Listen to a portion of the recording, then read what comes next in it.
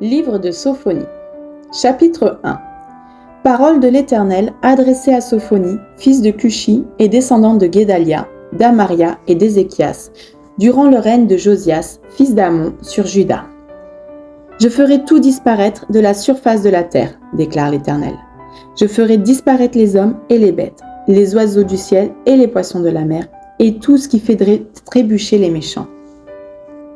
J'exterminerai les hommes de la surface de la terre, déclare l'Éternel. Je déploierai ma puissance contre Juda et contre tous les habitants de Jérusalem. Je supprimerai de cet endroit ce qui reste de Baal, le nom de ses ministres et les prêtres avec eux, ceux qui se prosternent sur les toits devant les cœurs célestes, ceux qui se prosternent en jurant par l'Éternel, tout en jurant par leur roi. Je supprimerai ceux qui se sont détournés de l'Éternel, ceux qui ne cherchent pas l'Éternel et qui ne le consultent pas. Silence devant le Seigneur l'Éternel. En effet, le jour de l'Éternel est proche, car l'Éternel a préparé un sacrifice. Il a consacré ses invités. Le jour du sacrifice de l'Éternel, j'interviendrai contre les princes et les fils du roi, et contre tous ceux qui portent des habits étrangers. Ce jour-là, j'interviendrai contre tous ceux qui sautent par-dessus le seuil pour remplir de violence et de fraude la maison de leur Seigneur.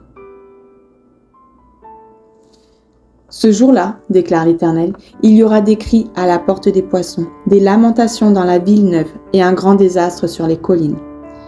Gémissez, habitants de Maktesh, car le peuple des marchands est détruit. Tous les peseurs d'argent sont supprimés.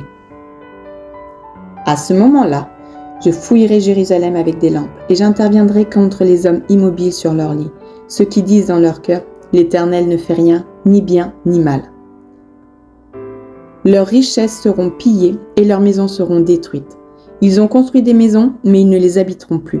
Ils ont planté des vignes, mais ils n'en boiront pas le vin. Le grand jour de l'Éternel est proche, il arrive très vite.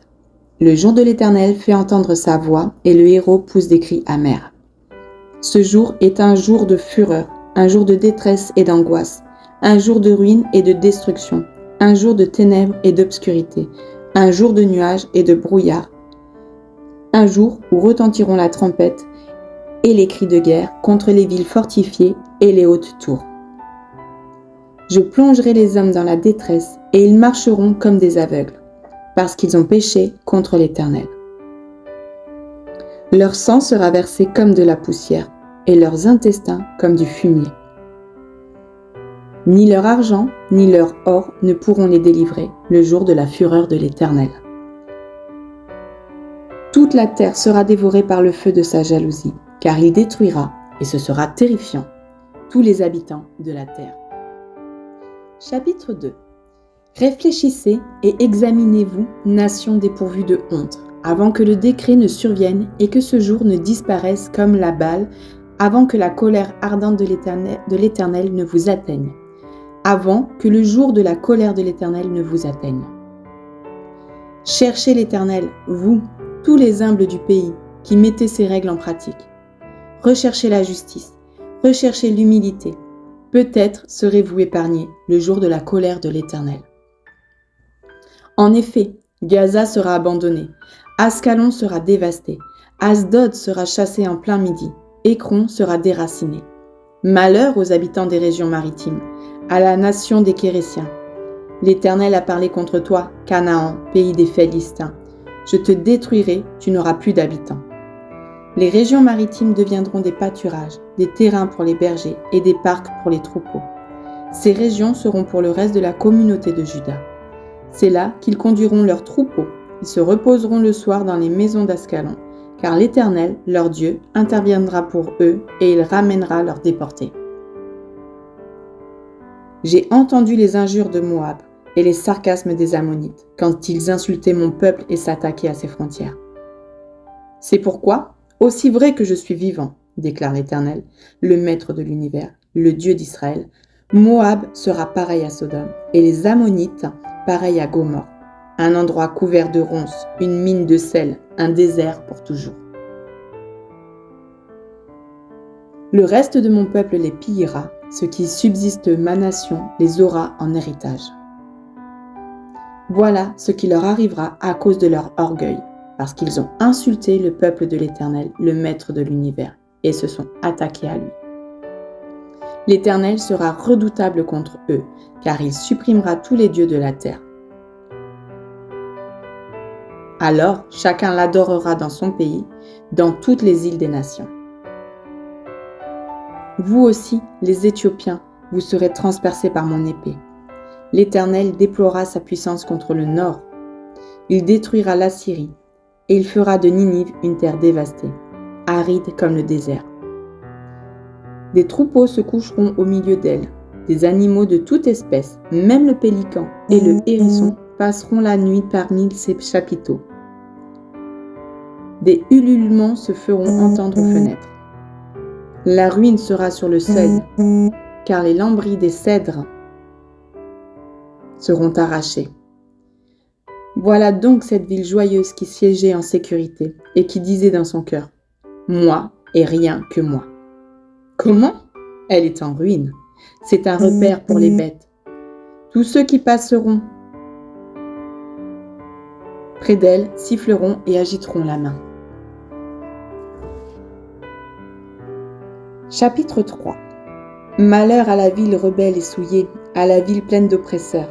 Elle n'écoute aucune voix, elle n'accepte pas la correction, elle ne se confie pas en l'Éternel, elle ne s'approche pas de son Dieu. Ses chefs au milieu d'elle sont des lions rugissants. Ses juges sont des loups du soir qui ne gardent rien pour le matin. Ses prophètes sont des indisciplinés, des trompeurs. Ses prêtres profanent les choses saintes. Ils violent la loi. Au milieu d'elle, l'Éternel est juste. Il ne commet aucune injustice. Chaque matin, il rend ses jugements sans jamais y manquer. Mais celui qui est injuste ne connaît pas la honte. J'ai supprimé des nations, leurs tours sont détruites. J'ai dévasté leurs rues, plus aucun passant. Leurs villes sont désertes, plus aucun homme, plus aucun habitant. Je disais, si au moins tu voulais me craindre, accepter la correction, ton habitation ne serait pas détruite. Toutes les interventions dont je t'ai menacé n'arriveraient pas. Mais ils se sont empressés de pervertir toutes leurs actions. Attendez-moi donc, déclare l'Éternel, le jour où je me lèverai pour le butin, car j'ai décidé de rassembler les nations, de rassembler les royaumes, pour déverser sur eux ma fureur, toute l'ardeur de ma colère. Oui, toute la terre sera dévorée par le feu de ma jalousie. Alors, je donnerai au peuple des lèvres pures, afin qu'ils fassent tous appel au nom de l'Éternel, pour le servir d'un commun accord. Venus de plus loin que les fleuves d'Éthiopie, mes adorateurs, ceux que j'ai dispersés, m'apporteront des offrandes. Ce jour-là, tu n'auras plus à rougir de toutes les actions par lesquelles tu as péché contre moi. Car alors j'enlèverai du milieu de toi ceux qui exultent dans leur orgueil, et tu cesseras de faire l'arrogante sur ma montagne sainte. Je laisserai au milieu de toi un peuple humble et faible qui trouvera son refuge dans le nom de l'Éternel. Le reste d'Israël ne commettra pas d'injustice, il ne dira pas de mensonge, et il n'aura pas dans la bouche une langue trompeuse. Mais ils pourront manger et se coucher sans que personne ne les trouble. Pousse des cris de joie, fille de Sion. Pousse des cris d'allégresse, Israël. Réjouis-toi et exulte de tout ton cœur, fille de Jérusalem. L'Éternel a détourné de toi les jugements, il a éloigné ton ennemi. Le roi d'Israël, l'Éternel, est au milieu de toi. Tu n'as plus à redouter le malheur. Ce jour-là, on dira à Jérusalem, n'aie pas peur, Sion, ne baisse pas les bras. L'Éternel, ton Dieu, est au milieu de toi, un héros qui sauve. Il fera de toi sa plus grande joie. Il gardera le silence dans son amour, puis il se réjouira à grands cris à ton sujet.